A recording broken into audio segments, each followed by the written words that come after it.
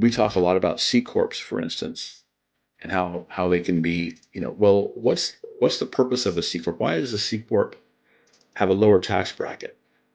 It's not just because it makes sense for big companies to have lower tax brackets. It's so that people can accumulate capital. C corps are for accumulating capital. S corps are for distributing capital.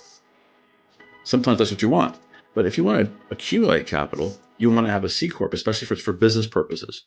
And there's rules around how much capital you can accumulate. So a C corp is already a tax advantaged, uh,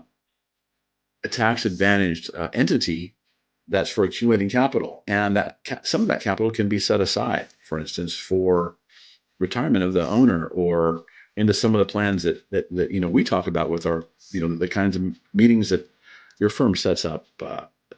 And you talk about the LLC, C Corp, S Corp. Obviously, the most common one that we see for small business owners specifically is LLCs, right? A lot of them have opened up an LLC. And oftentimes, once they hit a certain level, a certain plateau, it makes sense for them to look at the structure. And from what I understood, you can correct me there, but a switch or a change in structure might be the number one move or one of the first moves you can do to be more tax efficient. When does that time come? And when should an LLC um, modify their structure in order to be more tax efficient? So LLCs are great until you start making money. That's a great way to put it.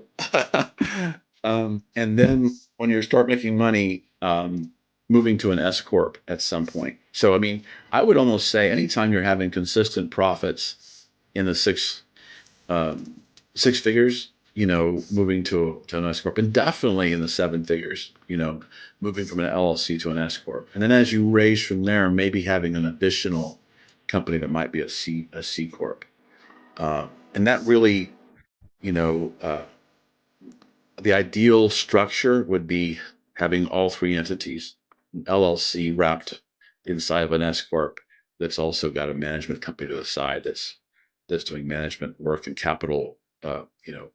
That's where the C corp might be pulling in more capital with management fees.